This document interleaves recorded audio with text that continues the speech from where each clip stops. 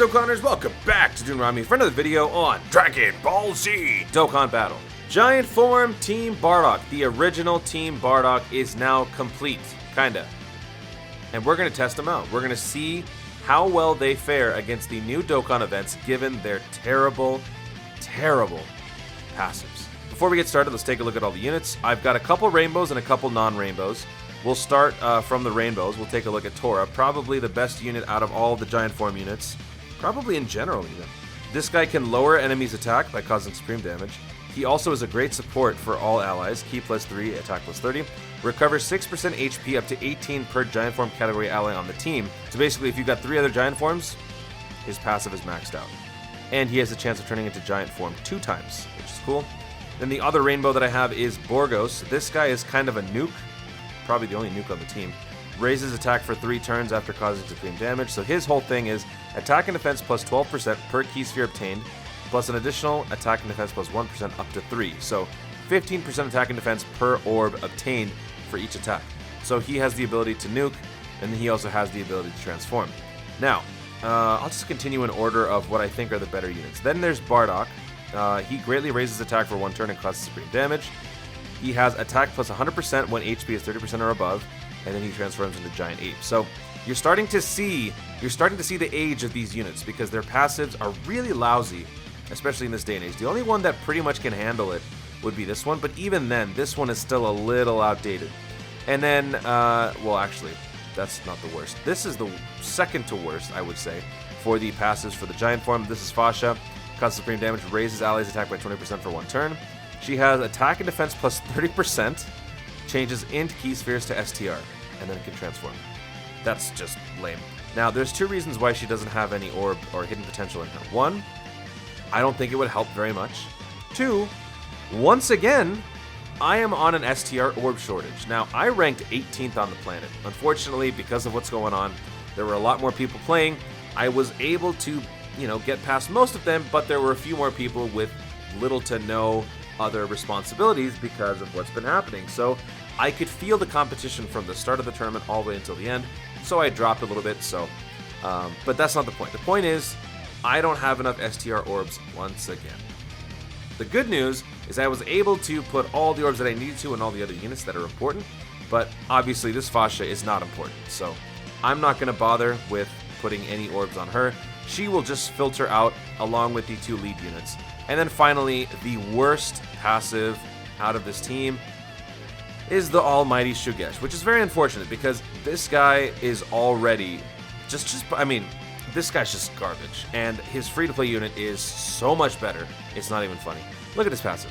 All allies attack and defense plus 7,000, plus an additional defense plus 2,000, up to 6,000 per giant form category ally on the team. Oh, wow. That's amazing.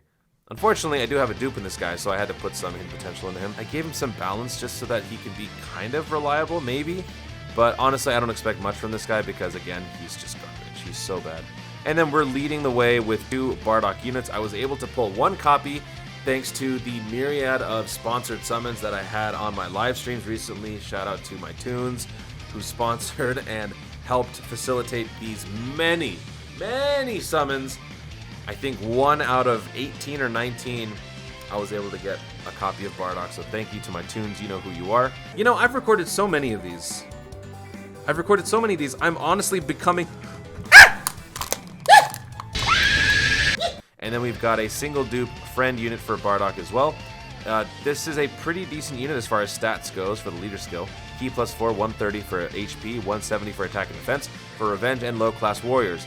These are all low-class warriors. So we're going to be taking this team into the Bardock event, and we're going to see how these guys fare against the actual Bardock. So let's do it. So as I mentioned, Fasha is probably going to be rotated out. The problem is that Shugesh is also pretty bad, and I don't know how much he's actually going to benefit from this leader skill because he has no percentage. I have not looked at his link skills. I don't really know how much his link skills will factor in, but he's got no percentage in his stats whatsoever. They're just flat boosts of 7,000. So with a flat boost of 7,000, the leader skill wouldn't affect him. Like if he had attack and defense plus 30% like Fasha does, that 30% would then be amplified, relatively speaking, because the percentages are much higher, everything is scaled up. But we'll see. So we're starting off with Borgos, and we've got one giant form. This will probably be a common occurrence, since we've got everyone on giant form here. This should actually keep us alive for the most part. If we don't make it, I've got items, so there is a way out, but that is actually not too bad. Wow, 800k on a crit? Okay. I might not be giving these guys enough credit, but after basically one turn, wow, I'd say that's impressive. Borgos is about to single-handedly wreck Bardock. Do we have enough for... Yes, we do. Alright. Do your worst.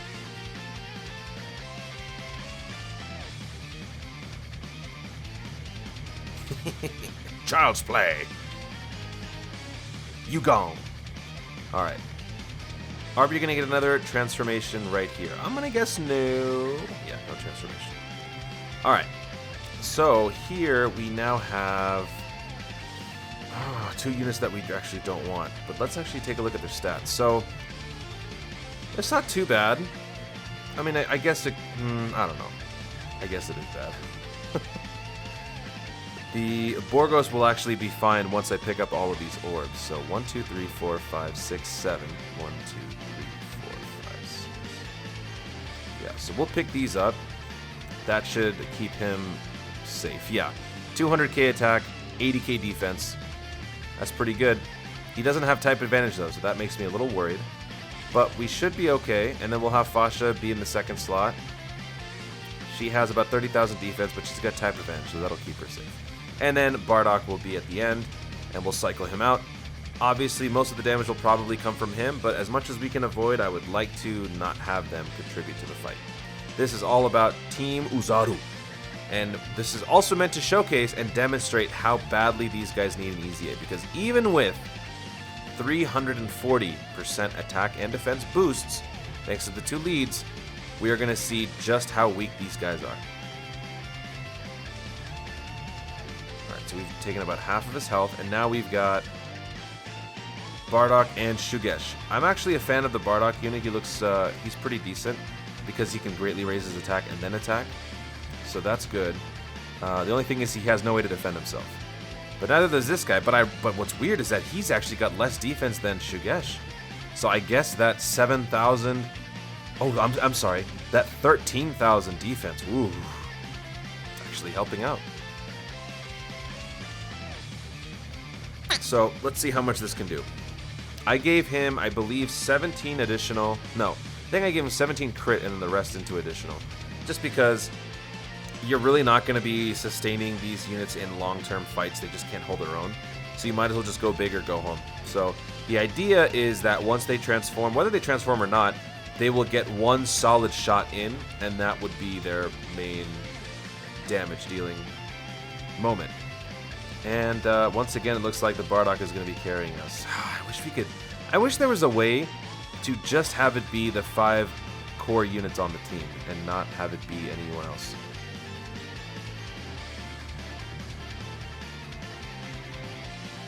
Okay, I actually didn't really like what we were dealing with there, so I decided to use a Ghost Usher, which is probably good because now I can get a couple nerfs in, as long as Tora can do an additional... Actually, wait, I don't think he can. But Borgos, man, he's at 400k attack. So Borgos is the key, I guess. Borgos is the key because, again, with all the percentages scaling everything up, his nuking passive makes him pretty impressive. I got about 8 or 9 orbs there, and he skyrocketed to 400,000 attack. Alright, Shugesh. Show us what you're made of. You can take those attacks, right? I believe in you. You can do it. Let's see how Shugesh can fare against Bardock. Here we go. Here we go. Oh my god! Okay. 32k. 32k. 55. Look at that, Shugesh. Yes. Alright, tackle him. Massive catapult. Nice. Alright, Shugesh is pulling his own weight. I love it. I love it. I also kind of like the fact that we're not getting the giant form transformations. I want these guys to win without mooning everybody. Don't kill him. Don't kill him. Don't kill him. Very good. Very good. All right. Okay. Couldn't nerf, but that's okay. Ooh, here we go. 1, 2, 3, 4, 5, 6. Let's see if we can get him with this. With 6 orbs, he goes up to 300k attack. And then Tora can do cleanup, and if he really can't do anything, Bardock will finish him off. So I'm actually digging Borgos the most. Borgos is the best. Oh! Yes! Borgos, 15% attack and defense per orb. Alright, I'm going to activate a Princess Snake just to be on the safe side, because I'm pretty sure whichever way I go, whether it's this way or this way, whichever spot Shugesh is in, they're going to target Shugesh. So I'm going to have him go first. Then I'll have Bardock go second. And then we'll have Fasha round up the back. It has been pretty convenient for us that Fasha has not had to face anything in terms of attacks, because that probably would mean the... See, I told you! I told you! Of course they're going to attack Shugesh. How much is this going to do? Oh my god. We took 100k. I'm so glad I used that Princess Snake. Actually, it's not too bad. You know, I don't think I'm giving Shugesh enough credit. With that 30% extra damage that we could have had from the Princess Snake, that actually would have been... That wouldn't have been lethal. So I'm not giving Shugesh enough credit. Maybe shame on me. Shame on me. And now we got Tora. Tora's not gonna... Oh wait, actually, this is not type disadvantage. So this would actually be pretty cool. How much does he have? Ooh. Alright. Alright, let's see how much Tora can do. Tora, do the voodoo that you do so well. Let's see it.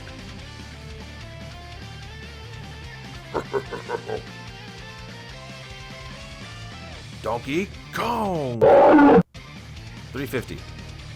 How much would you do on a crit? Actually, I don't even think you have any crit, because your whole deal is nerfing the enemy. I gave Tora, I think I gave him 20 additional and 6 dodge.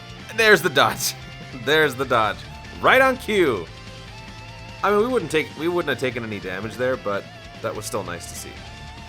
Tora is a really, really nice unit.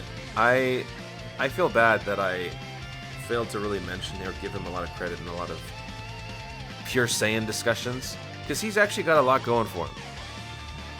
I just wish he had more defense. If these guys get EZAs, they need to add significant defense. I mean, it's not like it matters when they're in giant form. If anything, just give them more defense, let their offensive capabilities vary, that's fine. Because when they become Oozarus, that's a little unfair. But if they can get some defense when they're not transformed, I think that would make these guys very viable. When would you ever want to use this team? There's no way you'd ever want to use this team except for the giant form SBR, and even then, there's only one unit on this team that you would want to bring, and that's Tora, which is exactly who I brought when I did my runs on the giant form SBR. And I had a serious shortage on giant form units because I was not lucky enough to pull Meta Cooler at the time. I didn't have the baby LR. I was missing on quite a few units, so I had to rainbow some really, really lame alternatives. We were able to get the job done, thankfully, but still. And is that it? That is it. So that was actually a surprise, I gotta say. That was quite a surprise. The Shugesh was not as bad as I thought. Granted, his stats were terrible, but I think the worst one ended up being Fasha, and even then, it wasn't much of a liability in this fight. But I think the real surprise is that Borgos is quite strong. Borgos, with that 15% attack and defense buff, is quite a powerful beast. If you can get him at least 6 or 7 orbs on a dual Bardock-led team, that's going to do wonders for your output. So that was an eye-opening experience for me. And I'm very glad to say that I'm going to be using these guys as much as I possibly can. Whether they get their EZAs or not, these guys deserve some attention, and they're going to be getting it. As soon as I can get enough orbs, I will be putting orbs into this unit, because she's ready for Rainbow. I know, I'm crazy, but hey, This is coming from the guy who put orbs into those Baba units. Remember that? So that's about it for this video, guys. Thank you so much for watching. If you enjoyed this video, be sure to leave a like down below. Let me know in the comments if you think that these units will be getting an EZA soon, like during this campaign, or is it going to be happening sometime in the future, and how long? Let me know in the comments down below. Also, be sure to subscribe for more dope content in the future, and click that notification bell so that you let YouTube know you want to see more of my stuff. Do it! Thanks again, stay tuned, and always remember to Dokkan responsibly.